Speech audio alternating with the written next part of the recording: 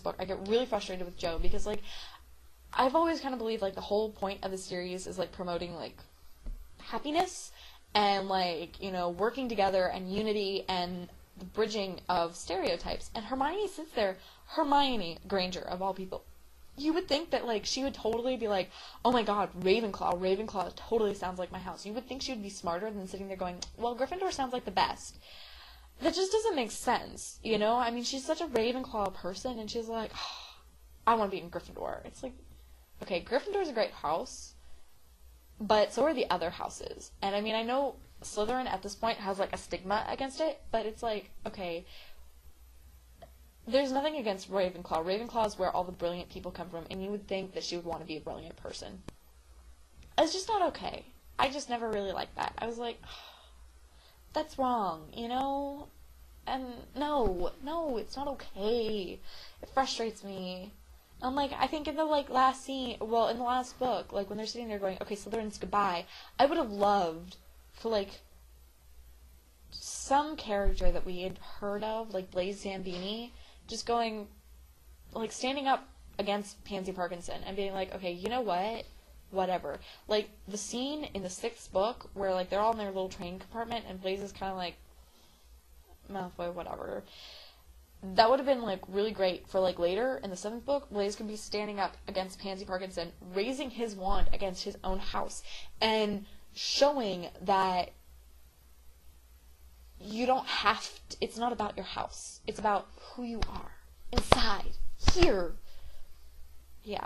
So, going along with, like, the idea of houses, is the Sorting Hat a secret? Is that Hogwarts' big secret? Because even the purebloods, like Malfoy, don't seem to know what's going to happen. And I just always found that pretty interesting. I want to talk about Muggle-born parents. Now, if you... I'm a nerd. If you think about it, I mean, like, Harry's sitting there, and he's on platform 9 3/4. Well, he's at the train station, and he's looking for platform 9 3/4, and he can't find it. And he has to have the Weasleys help him.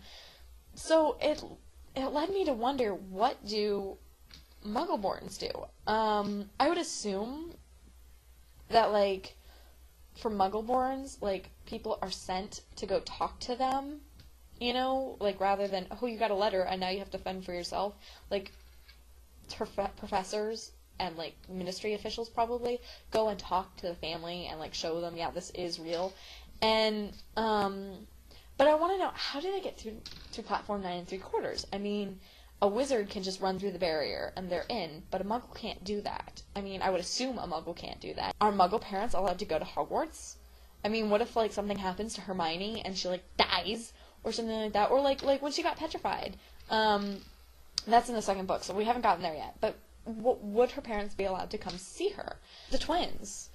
I absolutely love the Weasley twins. I should have mentioned that, like, in my favorite characters, that they are, like, as one, like, like, one of my favorite characters. I don't, like, I know there's a difference between George and Fred, and I'm always really big, okay, George is this one and Fred's that one. In my mind, I have, like, little placements for them.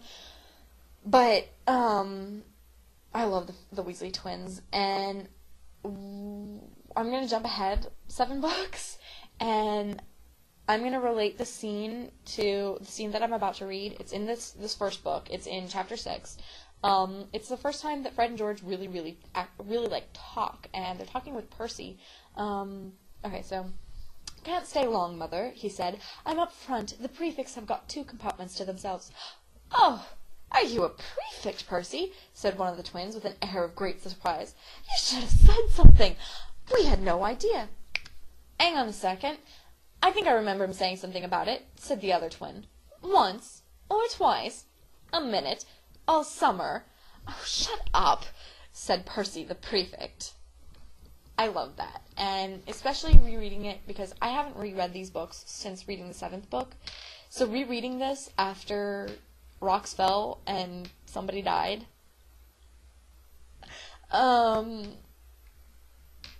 especially, like, Fred's last words, to Percy, and like Percy's little "I've been a prat" and I'm gonna start crying.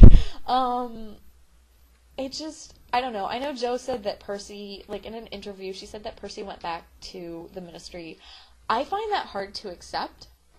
In fact, I'd say that Jo is wrong, and Percy went to go help out at the joke shop with George, because I think that would make more sense. Does that make sense? And yeah, I love the Weasley twins.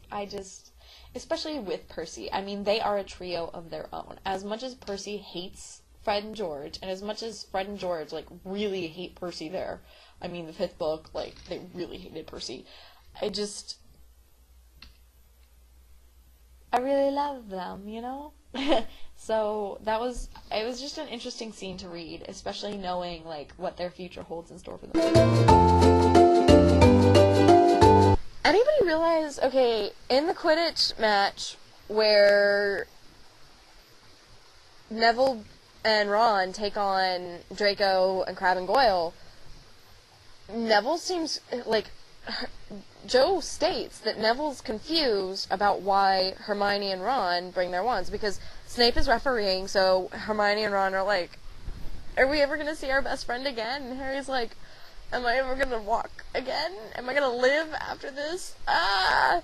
And so they bring their wands with them, because they're both like, okay, if Snape starts cursing you, we're going to hex him in, like, midair and save your life, because we're firsties and we can do that. And Neville's confused about why they have their wands. And then as it goes on, it's like, why would you be walking around in the wizarding world at any point? Why would you leave your bed in the morning without your wand, especially with the war? I mean, maybe that's just something that kind of goes, you know, as they get older, it's more important to always have their wands with them, and since they're younger, it's kind of like, okay, you're not allowed to perform magic. Don't, you know? I don't know, I just kind of found it weird, because it's like, why would that be weird? I mean, wouldn't a normal wizarding adult, like, have their wand on their person at all times? I mean, it doesn't seem like you can function in this world without a wand. Why wouldn't you start carrying it as soon as you got it, like, everywhere you went? I mean, but maybe it's just because they're in school. I don't know. I just thought it was kind of weird. I was like, Neville's confused about why doesn't he have his wand? I mean, especially if you're in school. I mean, because you sat there and we watched them beat up, get in a fist fight. I mean, why fist fight? Why not just pull out your wand and, like, perform a hex? Wouldn't that be simpler? You know, I have a question. In Diagon Alley, was Quirrell wearing his turban?